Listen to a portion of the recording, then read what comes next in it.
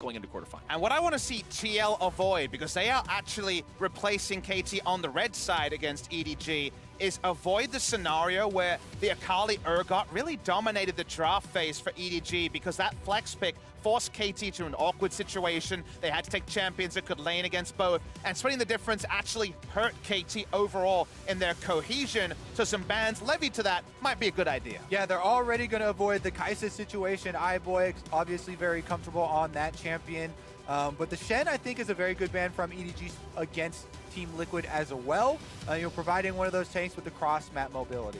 They're also going to take out the Tom Kench, getting rid of some more of that map-wide mobility. Aatrox also banned out by EDG, while Team Liquid says, you know what, that Akali, we're not dealing with that. One of those pick your poison situations, because Alistar is open through all of this. If they do choose to ban the Urgot looks like the clear-cut ban because of how strong Ray's performance was in the previous game. He finally looked to be flexing his muscles, but we see another contender for the bans as the Aurelia has to be taken out. And it looks like that's just Team Liquid saying, all right, you can have Urgot if you want him, but we'll take Alistar if you don't. Exactly, and it's going to be up to Impact. Well, not exactly, okay, my this friend. is why I'm not an analyst. It is the lovers duo, Doublelift and Ole, Zyra Khan, bottom lane. They broke up for a while, but now they're back together. And the hindsight analysis is, well, we can't play with the Aurelia, we don't want to play against it. No Aurelia in this video game was actually what they wanted to deal with, maybe easing Pobelter in some of those tricky Aurelia matchups. But now, that Alistar that I mentioned, that pick that's been so popular, that most banned support over the course of Worlds 2018, he's going to the same side that also got Urgot. We definitely got some tier list struggles going on with the Urgot and Alistar put together for one of the few times in recent days of Worlds. We'll see where they go from here, and they're going for a lane-busting duo with the Lucian. Yeah, this looks very good for EDG. Alistar and Urgot on the front lines. We've already seen in the previous game, Ray, exceptional performance on that Urgot, and now they are going to have possibility, I know, with Lucian Alistar going right to the Zyra Khan. Lucian Alistar, such a scary lane to go up against. The aggro potential between those two is just huge, as Team Liquid jokes around a little bit, hovers around the Teemo, but instead they'll lock in the Syndra as their final pick of the first round of the draft here. Yeah, that seems to be what the protection ban of Aurelia was for, trying to set Pobelter up with the Syndra. However, there are going to be some more options they need to take off the table. Things like LeBlanc, maybe even you feel like you need to get the Echo or something out of there facing Scout, because Scout is definitely a guy that will look to play an assassin, try and kill that Syndra in the laning phase even. And if you're Pobelter, I think you focus on the combative champions rather than, say, the tanky champions that can lane through a Syndra. I think you definitely deprioritize something like a Galio ban and just deal with these kind of potential kill matchups like the LeBlanc. And they've already obliged. LeBlanc is gone. We knew already the Aurelia and Akali have been dealt with. We'll see where the final ban goes if there's another pick that Pobelter just isn't sure that he can get through. Well, Edward Gaming don't want to deal with Ornn in the top lane there from Impact. They're saying Urgot can smash tanks around pretty easily, but Ornn's one of those tanks that just has such a massive impact in the game, we'd rather not deal with it, as Team Liquid is going to put one more ban towards that mid-game, get rid of the Galio. And I feel like I want to be greedy, because we haven't seen much Yasuo recently, guys, and that would be a fun one to see. Potential matchup. We've seen Rookie do good things against it, but largely a skill matchup, and one that Yasuo can, of course, win wall that ultimate. Yeah, Yasuo, especially with the win wall, gets a lot of actual lane pressure against the Syndra. That does take into account junglers and how you're pathing around, of course, but it definitely is a possibility along with the Echo. We're trying to come up with these melee assassins for him, because that is the type of mentality we have going into this game. Meanwhile, Team Liquid, they need to secure for themselves something for the front line. This team does not do well when they don't have a point man with a lot of HP, some crowd control for the front side to work around. Even though they have the Rakan, which is quick engage, they need some beef. May I present to you Sion, the biggest meatball in League of Legends. He even gets more beef with all the buffs recently, so. And with his W passive text literally just reads bigger meatball. Let's just hope his drifting is on point, because Impact, of course, had some struggles with that earlier in the tournament. Not necessarily a true engaged champion, but he's got a Rakan potential for Syndra, so not going to be necessarily shouldering everything. Let's see how EDG rounds out the draft. Need a jungler in this second round. Along with the jungler, they also need that other solo laner, and it will be the Lissandra. And of course, I do have to point out, you could still see swaps between the solo lanes. Urgot can go mid, Lissandra can go top. That is a thing that could happen if they decide to do it, but let's see what they go for in the jungle here. Yeah, I do like the Lissandra into the Syndra. It's not quite as exciting as these assassins we were talking about with, Echo and Yasuo possibilities, but Lissandra can self-ultimate if she immunes the last half of the Syndra ultimate when the balls start to fly, or also set up kills with the engage that she does have. And EDG can play junglers like the Talia when it's not Clear Love in the lineup, when it's Haro, who does fit the meta junglers a little bit stronger. A lot of point-and-click CC. Lissandra, of course, very easy. Alistair and Urgot and other lanes. Definitely the sort of game where the Talia can prosper. Haro has been such an important addition to Edward Gaming for me. This guy just completely jump-started their early game, and he can definitely look to do it here. Talia does need some more levels in her threaded volley, the Q nowadays, to have the same output, but you do have possibilities of crowd control if you can set it up with something like, say, Alistar or Lissandra. Hold someone in place, then get the seismic shove. Those are very reliable combos. And when you look at the Nocturne, that of course has been a power pick, when it comes to people to dive on, not as clear-cut against a comp like EDG's. The solo laners, Urgot and Lissandra, you're staying away from them. Alistair's going to be goaltending away from the Lucian. Feels like almost the Talia is the modus operandum here for the Nocturne, because otherwise can be tricky to actually pull the trigger. Oh, absolutely. And if you go in, if you have some sort of a mistiming or a miscommunication, you're going to be dead pretty quickly against a roster like what EDG has picked for themselves. And we even heard from earlier in the day from Doublelift that Liquid has struggled communicating. It's been an issue for this team, especially, as he said, on bigger stages, where it seems like everybody's just not playing for the team together. But here, it is their last game on the World's 2018 stage. They have effectively been eliminated now, and what they want to do is play spoiler to EDG. Walk out of this one with their heads held high, 3-3 record, take the win here and say, you might have beat us, but you got to play against somebody really, really strong going into quarterfinals. Fair enough. Team Liquid playing for some pride, playing for another win on the board. And let's get into the game, my friends. Summoner's Rift coming up quick. And this is definitely not the sort of game where we're going to discount EDG's chances or TL's chances when it comes to just this one-on-one best of one. It was definitely the one TL fans were looking at the end of the day as a potential victory. Of course, much has changed since then. EDG is coming off that ultra high of taking down KT. But Team Liquid, we're talking about this playing the spoiler. Playing the spoiler, playing for pride, has lifted people to some very impressive performances this tournament. So I want to see if TL can find some nice advantages, especially when Nocturne hits 6. EDG's coming off a win over KT. Liquid also won their last match against Mad Team, which feels good for them. We'll see who can continue that into a 2-0 win streak. As now Ole is going to stand on a ward here in the brush. Everybody's just sort of chilling out for now. Level 1. Sometimes in a game like this where one team doesn't really have anything to lose, you might see something crazy at level 1, but Team Liquid doesn't want to opt into that this time around. Instead, they'll just hang out. Yeah, and in hanging out, they still have to deal with deep vision from EDG. EDG have gotten wards on both buffs here, so they will see everything about the Team Liquid start. There's the one on the blue buff that Team Liquid know about. They threw out the couple of autos, couldn't finish it in time, and Smithy will start topside. There's not many jungle starts where not just going for a shallow ward around the spawn of the Rift Scuttler is the modus operandum or the normal thing to do, but in this particular case, I guess because Talia will always have a very significant advantage in trading early, level 2, level 3, they're happy enough just to know which side of the jungle the start is, and then we can track Haro's movement around the map in response to that.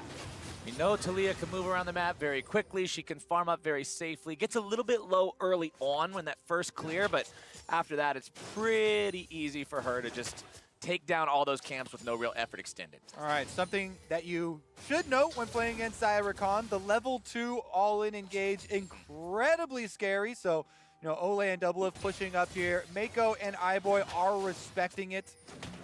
The champions just work so well when they buff up each other, giving each other attack speed there. The damage output definitely very threatening. A lot of respect. They actually went Ardent Blaze level 1 on the Lucian just to check brush and potentially snipe away a minion without pushing the wave too hard. So Ardent Blaze has actually become the most common start for Lucian as well because it has such a high base damage for level 1. Speaking of base damage. Yeah, that's not a situation you want to be in. Impact gets the really bad end of the trade there. Yeah, and they both have corrupting potions to chug, so he should be able to back off here. There are actually a lot more minions for him to get. So even though Impact, taking the beating as far as the health bar goes, could collect more money than Ray. Smithy will just clear out the crab here on the bottom side. That gets him to level 3 here on the Nocturne. Double scuttle, actually, picked up here by the Nocturne of all things, even with the vision advantage. So Haru went super defensive, and the full clear on the bot side cost him a lot, as we're seeing a bit of trading down bot. EDG thinking about going for a fight here. Everybody is level 2 in the bottom lane. Remember, there was so much focus on the bottom lane last game between EDG and KT. iBoy and Mako are no strangers to getting scrappy early on. Yeah, early levels to Leah, just trying to, clear out the jungle camps here. Doesn't want to walk into a Nocturne. It's very difficult to land, the combo, especially considering the spell shield. And Haru has been able to clear out almost a full clear here. We've been able to reset and go back to purchase, feeling much more confident. During this time, though, Pobelter on the Syndra, trying to push in on Scout, gotten a lot of harassment down as well, giving him this lead in health potion charges as well as CS. If you're not going in aggressive against the Syndra, you're just getting outranged and out-traded. Much harder to go for those conditional Q trades as the Lissandra compared to Syndra with the outrange. So definitely in the early levels, Syndra very comfortable. Very big thing, too, for Pobelter, just personally, him on the world stage has constantly been looking to prove himself, especially following MSI. So having a strong performance here will go a long ways. And when you talk about strong performances on Team Liquid, throughout the regular season, throughout normal play in the North American LCS, somebody that always comes up as one of their consistent players, one of those rocks that keeps the team going, is Xmithy in the jungle. But so far here at group stage, Xmithy has actually had a very subpar performance compared to what he normally does. He is second to last in jungle proximity. He is very low in kill participation at 15, and he's still in the bottom half when it comes to farming up. He hasn't been able to make anything happen, while Haru is able to get himself into the bottom lane and blow some summoners. You'll be happy with the flash trade support for AD carry, but it's not double flash, it's not multiple summoners here. So in terms of that unscouted gank, it actually goes pretty decently for TL. Yep, Haru going to be able to go in, invade, lay down a ward afterwards. Team Liquid should definitely know that there is one there, though. And this is something you should note for professional games, tracking where the enemies have been and where the probable wards that they have left behind, so that you can play around it afterwards. Now we can see Xmithy finished up the Krugs on the Nocturne, and he is heading down here along with Pobelter, actually with the idea that Haru is still there. Probably looking to contest the scuttle as well. Imagine Smithy's pretty close to level 6. Won't be getting the scuttle, though. Haru's already got that one taken care of for himself and EDG. Xmithy has to back away from it. Haru is a little bit behind in experience, but as I already said, he got himself in a bottom lane. He blew a summoner spell. He's affecting the lanes, which Xmithy still has yet to do. And Haru also did the route red into Krug, so he's got a very early spawn of the second spawn of Krugs to rely on, so he can go farm that up very quickly and feel very nice about the scaling. Let's see, though, on a ward currently, Xmithy, they will know that he's still not level 6, so the bottom lane doesn't have to be too scared. They're just getting huge, massive value out of this ward they placed down. It was expected, definitely communicated there was a ward somewhere, but with the control ward not spotting it over the wall, does end up with Xmithy finishing this camp, not quite 6 even after the double scuttle start.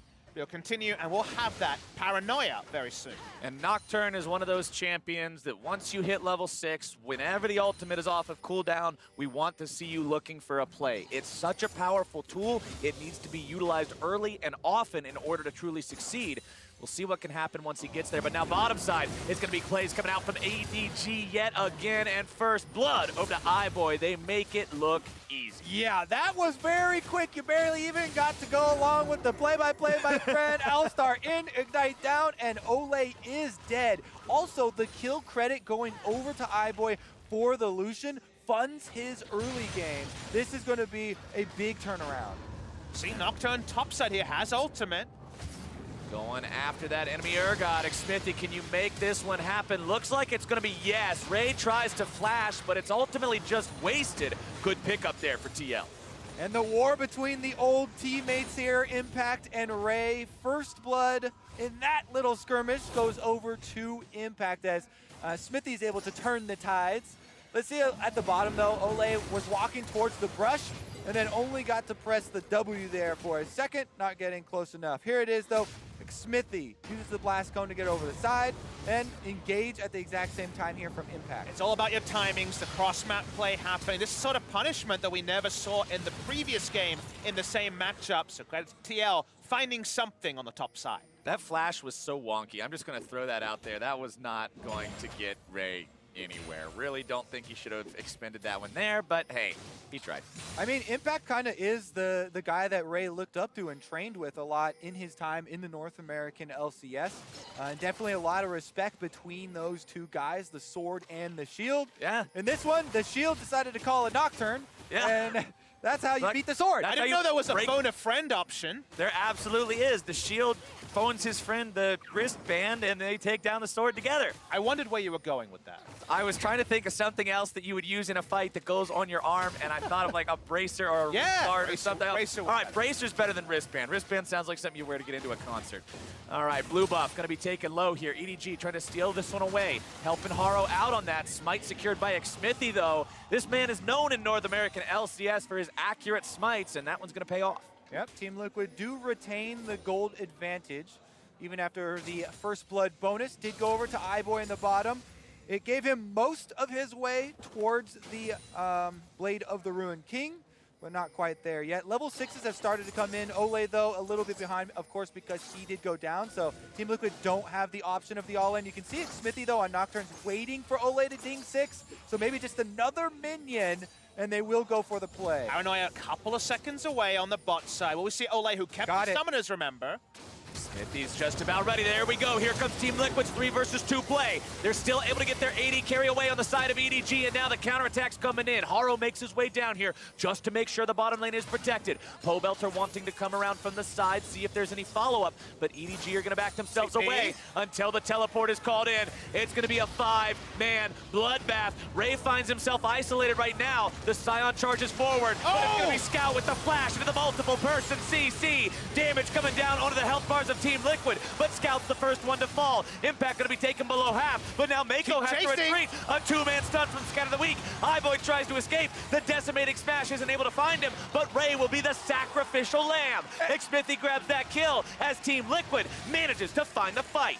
And they just crumble there. Scout with a big mistake on Lissandra. He went in and got the God initiation in the middle of Team Liquid, but he chose to offensively use his Lissandra ultimate. As soon as Pobelter sees that, he lets her rip with the Syndra ultimate, and they get the kill. He puts his faith in the aftershock proc with the armor and MR being enough to keep him alive, but it wasn't. Very extended Ace of Predator replay coming through in this one. I want you guys to watch also on Pobelter after the TP. Big scout of the week. From the start, though, the moment you saw iBoy open up with the Lucian ult, there was a bit of a crushing feeling from a TL perspective, but this one ends up coming up big for the North American first seed. Yeah, EDG hungry to turn this one around. They love those big fights down bottom. Pobelter did push off Ray, and then Impact going for Ray also I thought was a mistake because Scout got this big initiation, but then he ults double lift because he saw double lift use his ult, but there's no team around Scout to follow up on that, and without his defensive ultimate, which by the way would have damaged the entire Team Liquid team, that allows Team Liquid, they turn it around, they clean up some kills, and they increase the gold lead. And a shout out to Impact, who I think played his role on Scion very, very well. The first choice was to ult Ray out of the fight, and then was in the CC chain after Aftershock fell off of Scout in order to take down the Lissandra. So well played there, and the first meaningful movement in the gold lead goes the way of TL. Very strong defense there from Team Liquid. They stay together, and they actually have this cohesive team fight, focusing down Scout and pushing it backwards. Now, with the turret down as well, they're well positioned to try and snowball this early game. And I mentioned last game that despite the fact that in regular LPL play and in the play-ins, EDG was this early game team. So far in groups, they haven't really been that. This game, they're falling behind early as well. Team Liquid's going to secure themselves the Drake, and honestly, Team Liquid and Drake's has been a bit of a meme so far in groups. With all that power, Captain Fire's TL is actually looking to contest this Ripto. They're not giving up a free lane swap to the side of EDG. Team Liquid definitely should have an offensive mind right now with the gold lead that they have. Trying to set it up here, they run EDG off of the Rift Herald and continue to start it up themselves. With Ray in the bottom lane, they see him on minions. They should know 100% they have full autonomy on the top side. Easy take here for Team Liquid. They'll secure the Shelly for themselves right after grabbing that Infernal Drake first and foremost. Neutral objectives going their way. Continues to bode well. And if I'm an NA fan, I'm so happy to see TL understand their strong, understand where their bread is buttered and say, actually, no, there's nothing free for you. We win in every 5v5 at this point in the game after our nice trades in the bot side. They don't give up any free objectives, and they only continue to increase their lead. During that time, Ray was able to push the minion wave into the turret. A few minions denied, but Impact is able to arrive afterwards. And they've swapped Double Lift and Ole up to the top side here to try and continue on that pressure. Lanes have gone topsy-turvy as those bottom lanes will set up shop there on the top side of the map. You can see farm pretty close between the top laners and the junglers. Mid lanes leading into about a 20 advantage towards the side of Pobelter over Scout on that Syndra, while bottom lane's pretty close as well. Mako taken very low, doesn't have to pop the ultimate or anything, but he'll definitely have to think about it next time he walks that close. Yeah, and he'll continue to stay chunked out here. He does not have sustain up there, so that is going to be a very weak hold for EDG. Looks like Team Liquid, though, they are recalling the top side of the map and instead moving in for deeper vision around the red buff that's about to spawn. Impact has placed a control ward, and that might be what they're setting up for. Deep vision is definitely what you want when you can combine it with the Rift Herald and also Nocturne's ability to pick up a pick. For now, nice triangle of control wards from EDG on their blue side means that no deep vision will actually stick there. Nocturne just clearing, I imagine, pretty close to level 11 coming up soon for Xmithy, who's much farther ahead on experience than some of his previous games. Yeah, I criticized Xmithy for falling behind early in terms of golden experience while at the same time having a very low kill participation and jungle proximity. But so far in this game, he's not victim to either one of those things. 2-0 and 1 on the Nocturne, 100% kill participation so far for his team, as well as being up 15-20 CS. He's having a much better performance, which when you look at how Team Liquid wins, it's often through him making sure that he's facilitating everyone else. And they are not damaging the top turret. They've actually made the call to rotate Ole and Double Lift down to make a Rift Herald play around mid lane. Impact joining as well means it's going to be 5 members trying to push this one through, but the Talia wall does cut them off. Talia wall wants to stop them. Shelly's going to rear back and charge in. She won't take the turret down herself. It'll need a little bit more backup from Team Liquid. They can get in there and find those 2 auto attacks. So they do take down the mid turret with their Rift Herald, immediately backing off though. Not trying to overextend here as EDG did reactively collapse. The last easy objective is going to be a tricky one with the wards we mentioned already on the blue side. Ray goes hard. Mid lane. Scout wants to go after Pobelter pretty hard here. Mako flashing forward into the headbutt, pulverized.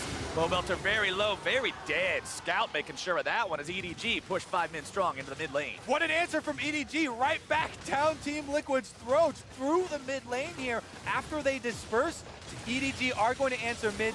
Double F should be able to get top side though, since Team Liquid did fan out to push both side lanes. So top turret will take some damage. Xmithy is counter jungling the Krugs on bottom side as well. And in the end, Team Liquid still will overall come out ahead in gold.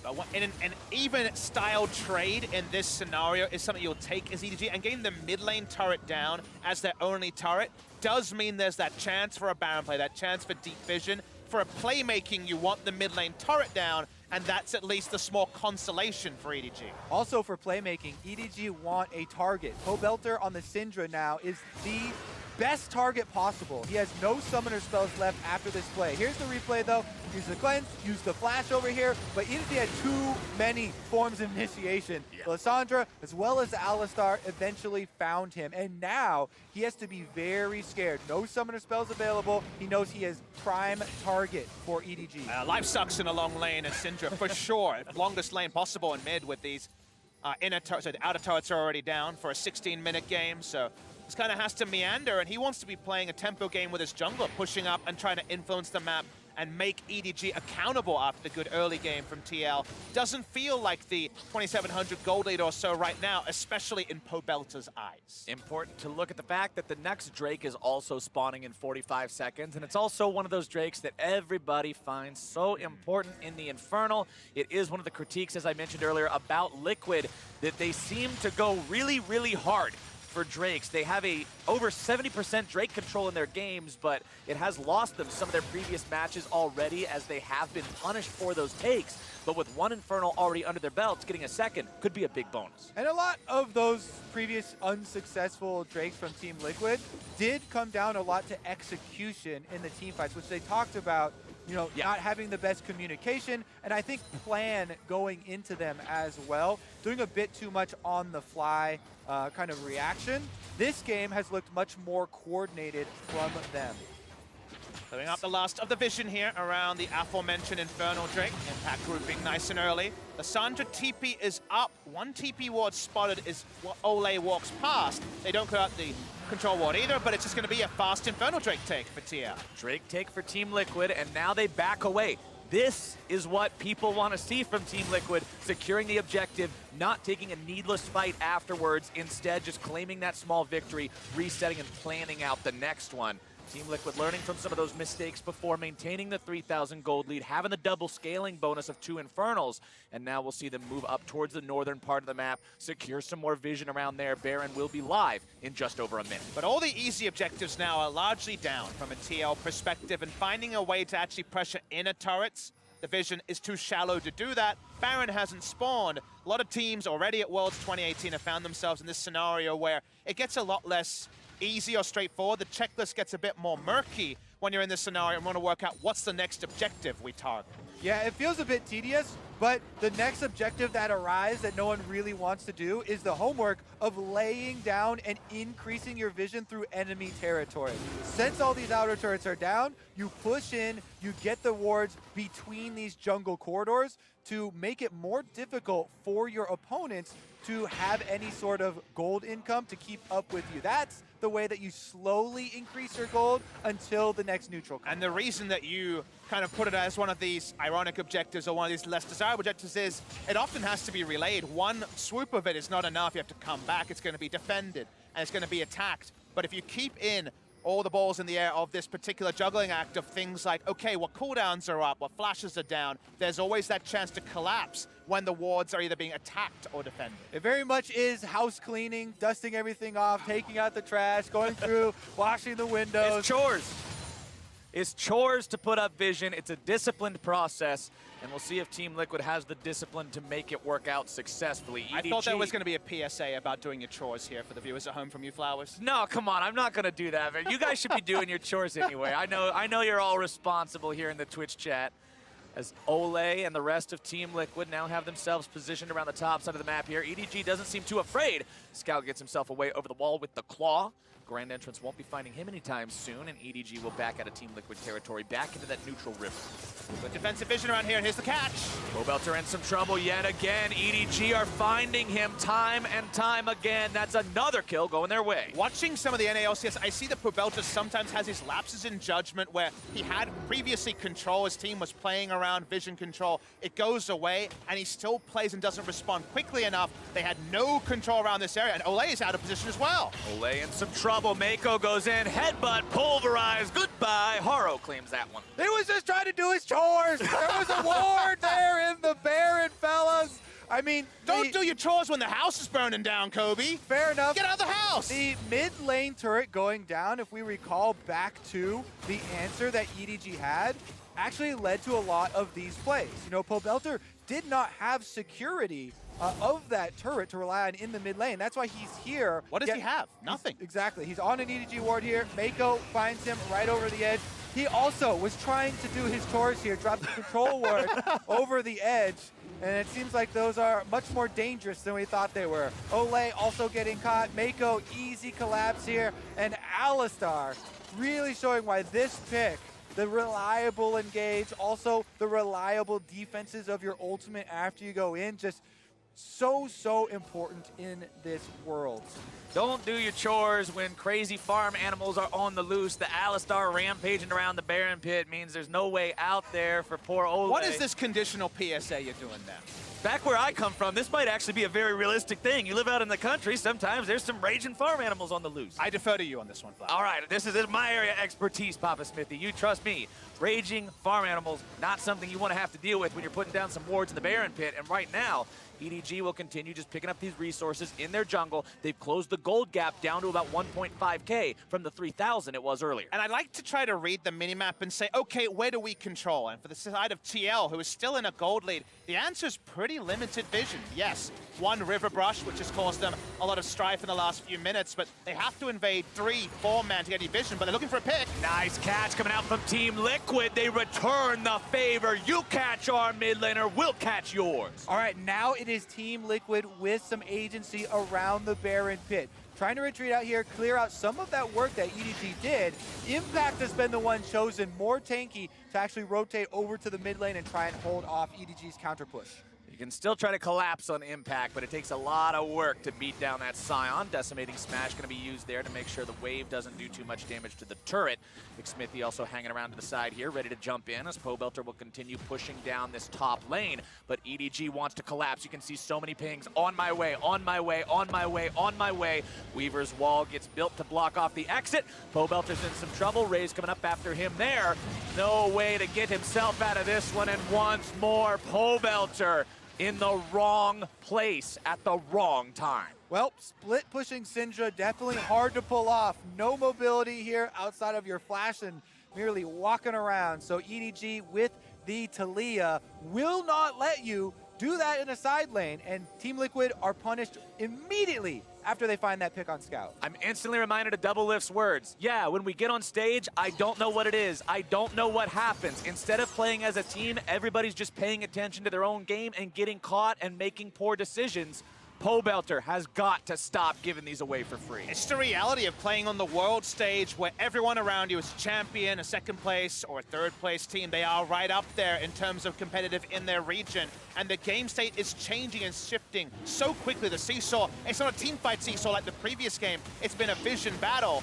But in those couple of moments, Pobelter's held his summoners, died twice, and it feels like Team Liquid need to find a way to once again get agency over the map. They've used this time to get control wards over the Baron, but no realistic start on the Baron available for TL right now. They will yield the first elemental Drake of the game that they haven't managed to find for themselves over to EDG. That is Mountain Drake #1 for the LPL representative. Is going to give them some more objective control as the game goes on, but no objectives other than that Drake have been taken in a little while now. Still 1 turret to 3 overall. Claw comes out from Scout, not going to try to go in on that one. Doesn't want to go in alone until the rest of the team arrives. But the TP's coming in to cut them off from downtown. Double Lift and Olay are not aware of this immediately. Now they're making their way out. TP's going to come in from Impact here as well. They're going to try to go on to Ray, start this fight off on the isolated Urgot. They'll burn him down to half rather quickly. Claw over the wall from Scout. Ray's already going to be killed. Ole's making sure of that. Still trying to find more damage onto the carries as Pobelter falls off the side. It's the Alistar on the front line tanking up everything. But Mako will fall. The carries from EDG trying to get themselves away. Haro barely got out as well with almost no HP, and Team Liquid control the fight. Pobelter does die on the flank with the Syndra, but Team Liquid have the easy route into Baron. They've gone with the sweeper through the control ward, protecting him here. EDG have an idea, though, and they're coming to check. Definitely the right time to start. Scout doesn't have his ultimate, but still can use Aftershock and be very tanky. It's so hard to make this happen without the ulti. That's 2.5 seconds of invulnerability that you do not have. Team Liquid with Baron down to 4K. Impact's looking to disengage and find something. Stasis coming out from Scout, buying the time. Double Lift goes up into the air, utilizing the power of the Xayah ultimate. Team Liquid will be stopped on their Baron attempt. Yeah, Team Liquid aren't able to either finish the Baron or turn around to get a pick there. Scout getting in and then flashing out is the cost. So a summoner spell to stop the Baron, definitely worth it for EDG. No Baron completion there, no stasis, no funny business. In the replay here, it was one of those spanking who situations as Ray went in early, but it was spotted with the visual. They turn onto him, and even though Scout and Haro can jump onto Pobelter, it's at the cost of EDG having any control of this 4-man unit of TL. Exactly. I think it was a very intelligent ultimate early from X-Smithy on the Nocturne. As the teleport comes in, the communication breakdown from EDG of where the engagement and the timing on that is why Team Liquid got the early jump. And then, of course, Pobelter there on the outside collapses with 2 of EDG's damage dealers so that they can protect. Oh, what is it with this spot every single time? Team Liquid tries to do the chores here, and every single time, it's EDG saying, nope, not today. Mako's the one cleaning house tonight. He finds another kill. 7 kills / assists for him. That is 100% kill participation on the Alistar, and he is taking names. Let's go back to Champion Select, gentlemen. It was EDG that got first pick onto the Urgot. It was Team Liquid that had the opportunity to take Alistar for themselves. They did not. And then when we saw the Alistar go over to EDG along with that top-tier top laner, we said, wow, looks like there's some serious power picks over here, and we're seeing that play out right now. Still a real chance that the Rakan has a match-winning engage, but all the little nerfs to the durabilities will hold that point. Speaking of engages, Smithy going in, looking to find a CC down onto that Lucian. Eyeboy with a flash out to keep himself alive means Team Liquid won't go any further with that one. All right, so we back away from here. We take note of the fact that Doublelift has hit 3 items on the Xayah, so has got a lot of threat on his side. See how the next team fight opens up, though. Once again, a vision world, but here's Ray. Righteous Glory, trying to find his initiation, goes into the disdain, won't find anyone on the toss back. Team Liquid get themselves out on that one. Syndra was in the top side, that's why they looked for an engage there. Don't find anything out of it. Ray's flash is down. We back away again, and this vision tussle continues. Yeah, the game here really breaking down around Baron with neither team able to get full control. Now starting up the Baron again, EDG are forcing their hand. EDG says full control, who needs it? We're just gonna force the issue right here. Keep your eyes on Ole. That's gonna be the man to pull the trigger on the side of Team Liquid. If they decide to go in, it'll be off of that engage. TP gonna come in now from the side of EDG. Scout wants to make his way in here. Decimating Smash gonna knock 2 up into the air. Stasis gonna be used there. Ole already popped the quickness. Looking to make that engage happen. Ray's gonna be taken very low. Doublelift grabbing the kill onto him. Keeping himself kiting backwards now. Mako the target of the fire as Scout's not able to find anything. Drops the stasis. Will not matter. Team Liquid's gonna find 3. The remaining 2 head for the hills. And Team Liquid head for Baron. Critical mistake there from EDG, and Team Liquid with a huge punish. They've got 3 members off the board, and that is gonna be TL Baron. Doublelift free hitting the entire time, no threat onto him. The ultimate irony is the brush that has caused death 3 times is where Doublelift can play around. No vision there, and that means that Doublelift stays safe, and TL get the Baron. Spawn said it earlier in the day. When it comes to 80 carries, think about uptime. Think about how long you get to fire, and Doublelift was all over it in this replay. And this was a risky fight for TL. They had Featherstorm down, other important cooldowns were not available. I love Impact, though. He gets the double stun up, and that's where TL pulled the trigger. Scout uses his first stasis there, invulnerable, and he's going to use the second one, but he doesn't get any damage off. Meanwhile, Doublelift, as you both point to, just melts through the front line and is able to take them front to back. This is a very good omen for Team Liquid. Good Lord, man. He does more than the entire enemy 4,000 damage. Yeah, everybody else on EDG put together doesn't equal what Doublelift was able to do in that fight. Incredible damage output from him, and it puts Team Liquid in a spot where now they're seriously in control over this game. You've got an entire row of tier 2 turrets standing, and when you've got that and you've got Baron, it's free money every day. And to me, that team fight was a trust fall for TL. That was Doublelift saying, I have the items, we can win this, doesn't matter if Featherstorm is unavailable, Cyan ult is down. I am at an item timing where I trust in my damage, and between the Zeke's Convergence and Doublelift, the front line died where they stand. I mean, we gave credit over to the side of EDG and Mako for their Alistar having them 100% kill participation. Doublelift currently at 7 out of 9 for his team. 0 deaths on that Xayah so far. Xmithy also sitting on 0 deaths as now the fight's going to be breaking out yet again. Xmithy on the middle of the fight, going to be taken down with the Guardian Angel passive coming up here soon. The flash away from Scout, trying to keep himself alive. Ray's going to be soaking the damage for a very long time, but Iboy's going to be shut down by Pobelter. That's Team Liquid picking up 2. Credit to the front line from Team Liquid as well. Once Impact arrives on the Scion, he is able to zone the entire damage output from EDG, allowing Team Liquid to clean that fight up. And that one is a fight lost where Team Liquid have the Baron buff so they can heavily take their rewards out of EDG's base. EDG has 2 carries and a frontliner that has no ultimate to be that proper front line. Their base is going to crumble under the might of this push from Team Liquid. Xmithie is headed into the top lane to make sure he gets that push going so they can try to make something happen in that last remaining lane with this last remaining minute of Baron.